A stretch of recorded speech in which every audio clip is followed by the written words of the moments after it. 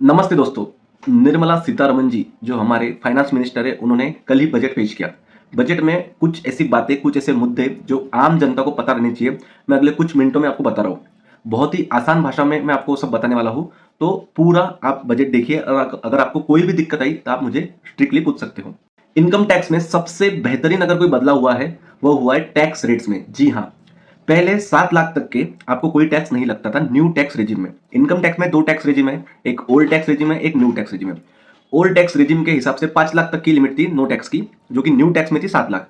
इस 7 लाख को गवर्नमेंट ने बढ़ा के कर दिया है सीधा 12 लाख रुपए। जी हाँ, मतलब आप सही सुन रहे हो, अगर आपकी इनकम 12 लाख रुपए तक के है तो आपको कोई टैक्स नहीं लगेगा। लेकिन गवर्नमेंट कंफ्यूजन तो क्रिएट करता ही है कुछ चीजों में। तो गवर्नमेंट ने, या आप सबने देखा होगा कि बहुत सारे स्लैब्स आपको दिख रहे होंगे कि 4 लाख तक के इतना, 4 से 8 लाख तक के इतना। तो उसका मतलब क्या है? तो उसका मतलब सिंपल शब्दों में ऐसा है, अच्छे से सुनना। अगर आपकी इनकम 12 लाख रुपए तक के है तो आपका टैक्स जीरो है। मतलब गवर्नमेंट के हिसाब से आप आम आदमी हो, आप गरीब आदमी हो, ठीक है, इसलिए आप पे कोई टैक्स नहीं लगेगा, क्योंकि टैक्स भरते हैं पैसे वाले लोग, ऐसा गवर्नमेंट का मानना है। और 12 लाख रुपए कमाने वाला भी गवर्नमेंट को लगता है पैसे वाला नहीं है, ये तो बहुत अच्छी बात है। लेकिन आपको बता दो, अगर आपकी इनकम 12 लाख से थोड़ी भी ऊपर होगी, मतलब 12 लाख के ऊपर आप चले गए, तो गवर्नमेंट के हिसाब से आप बड़े आदमी नहीं है, सॉरी गरीब आदमी नहीं है, गवर्नमेंट के हिसाब से आप अब बड़े आदमी हैं। और गवर्नमेंट के हिसाब से आपको बड़े आदमी को टैक्स लगना चाहिए। इसलिए 12 लाख के ऊपर आप जैसे चल जाएंगे तो आपको सीधा सीधा 4 लाख से टैक्स लगना शुरू हो जाएगा। आपको कोई बेनिफिट नहीं है। बहुत सारे लोगों को लग रहा है कि 12 लाख माइनस करने के बाद में टैक्स लगेगा, कि नहीं, आपका इनकम 12 लाख तक के है तो आपको टैक्स जीरो है। 12 लाख के ऊपर चले गया तो आपको टैक्स 4 लाख से लगना शुरू हो जाएगा। और बहुत सारा कंफ्यूजन ये आ रहा है कि जो सैलरी होल्डर है, जैसे उनको 12,75,000 की लिमिट है। तो सिंपल है, एक बिजनेसमैन बिजनेस करता है तो उसे उसके बिजनेस को लगने वाले सारे खर्चे का बेनिफिट मिलता है। अगर उसने 100 रुपए कमाए, 50 रुपए खर्चा किया, तो 50 फ्री टैक्स लगता है। लेकिन ऐसे सैलरी वालों को कुछ मिलता नहीं था बेनिफिट, इसलिए एक स्टैंडर्ड डिडक्शन नाम दिया है। गवर्नमेंट को ऐसा लगता है कि सैलरी होल्डर 75,000 रुपए का एक डिडक्शन उनको मिलना चाहिए, जो एक खर्चा बोल सको, बेनिफिट बोल सको, जो भी। तो 12,75,000 रुपए अगर आपकी इनकम है सैलरी वालों की, तो आप में से आपकी इनकम में से 75,000 आप स्टैंडर्ड फ्लैट डिडक्शन कर सकते हो। और आपकी इनकम अगर 12 लाख के नीचे चली गई तो आपका टैक्स जीरो। लेकिन स्टैंडर्ड डिडक्शन करने के बावजूद भी आपकी इनकम अगर 12 लाख के ऊपर है तो आपको 4 लाख रुपए से टैक्सेशन लगना शुरू हो जाएगा। अब स्लैब याद कैसे रखना, तो एकदम सिंपल है। वो चार का पाड़ा आता है आपको, 4 1 4, 4 2 8, 4 3 12, 4 4 16, 4 5 20, 4 7 24, बराबर है। तो 4 का पाड़ा याद रखो और 5 से बढ़ाते जाओ। 5 का पाड़ा याद रखो, 5 1 5, 5 दूनी 10, बोलो 4 तक के जीरो, 8 से 5%, 8 लाख से 12 लाख तक के 10%, सो ऑन, ऐसा बढ़ाते जाओ। आपको चार्ट भी दिख रहा होगा, मैंने फोटो पॉपअप किया है। तो आशा करता हूँ कि आपको पर्सनल इनकम टैक्स के बारे में जो चेंजेस आए और जो भी कंफ्यूजन था वो क्लियर। नेक्स्ट चेंज ऐसा आया है कि बहुत सारे लोगों को ऐसा लग रहा है कि अब 12 लाख रुपए तक के कोई टैक्स नहीं है। बहुत सारे लोग शेयर मार्केट में डीलिंग करते हैं, तो उन लोगों को भी क्या बेनिफिट मिलेगा? तो इसका आंसर है, बेनिफिट नहीं मिलेगा। जी हाँ, 12 लाख रुपए तक के आपका टैक्स फ्री है, लेकिन आपके नॉर्मल इनकम पर, जो शेयर मार्केट की इनकम है, वो गवर्नमेंट की सबसे स्पेशल इनकम है, बराबर है। जो कैपिटल गेन की इनकम है वो स्पेशल इनकम है, तो उसके ऊपर जो भी टैक्स आएगा वो आपको भरना पड़ेगा। स्ट्रिक्टली गवर्नमेंट ने बोल दिया है कि शेयर मार्केट करने वाले लोग भी हमें बड़े लोग लगते हैं, इसलिए उनको भी हम कोई राहत नहीं देंगे और उन पे भी हम टैक्स लगाएंगे। तो सिंपल शब्दों में, अगर आप शेयर मार्केट की इनकम करते हो तो आप पे टैक्स लगेगा, भले ही आपकी इनकम 12 लाख के नीचे है। Thank you. एक और इंपॉर्टेंट अपडेट आया है आम आदमी के लिए कि पहले क्या होता था कि एक रिटर्न की फाइलिंग की डेट चली गई तो लोग रिटर्न भर नहीं सकते थे। लेकिन गवर्नमेंट ने नया कंसेप्ट इंट्रोड्यूस किया जिसको बोलते हैं अपडेटेड रिटर्न।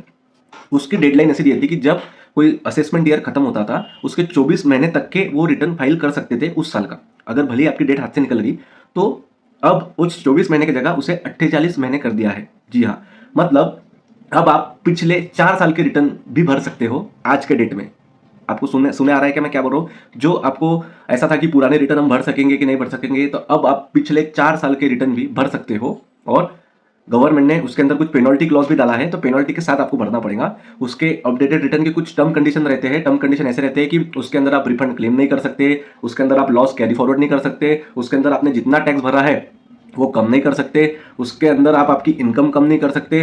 मतलब सीधा सीधा गवर्नमेंट ने बोला है कि अगर आप पैसे देने के लिए आ रहे हो हम लोगों को, तो अपडेटेड रिटर्न फाइल करो। अगर आपको हमको 1 रुपया ज़्यादा देना नहीं है तो आप अपडेटेड रिटर्न फाइल नहीं कर सकते। अब ये लास्ट जो एक इंपॉर्टेंट चेंज है, चेंज ऐसा है कि टीडीएस के प्रोविजंस में कुछ चेंजेस किया है। टीडीएस का मीनिंग ऐसा है कि अगर आप किसी को कोई भी पेमेंट करते थे तो कुछ स्पेसिफाइड पेमेंट्स थे, उसके ऊपर आपको सामने वाले का टीडीएस काट कर उसके पैन पर जमा करना पड़ता था।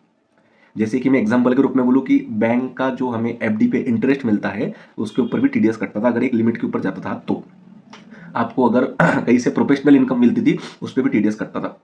तो अब ये लिमिट्स है ना गवर्नमेंट ने थोड़ी बढ़ा दिया है, कुछ लिमिट्स ऐसे बढ़ाई है, अगर आप सीनियर सिटीजन हो और आप इंटरेस्ट की इनकम अर्न कर रहे हो तो पहले अगर 50,000 से ज्यादा इंटरेस्ट आपको मिलता था तो टीडीएस कटता था, लेकिन अब उसको 1 लाख कर दिया है। वैसे ही अगर आप किसी को रेंट पे कर रहे थे और वो रेंट 2,40,000 के ऊपर रहता था तो आपको टीडीएस काटना पड़ता था, लेकिन अब उस लिमिट को 6 लाख कर दिया है। वैसे ही अगर आप प्रोफेशनल को किसी को पेमेंट कर रहे थे तो उसका पहले टीडीएस कटता था 30,000 पे, लेकिन अब उस लिमिट को बढ़ा के गवर्नमेंट ने 50,000 कर दिया है। और वैसे ही कमीशन, पहले कमीशन की लिमिट थी, अब कमीशन की नई लिमिट हो गई है 20,000 रुपए। तो आशा करता हूं कि नए लिमिट्स आपको समझ में आ गए हैं। Thank you. और अब बहुत बड़ा शायद से धमाका बोल सकते हैं कि गवर्नमेंट करने वाली है। धमाका ऐसा है कि government new direct tax code introduce करने वाली है।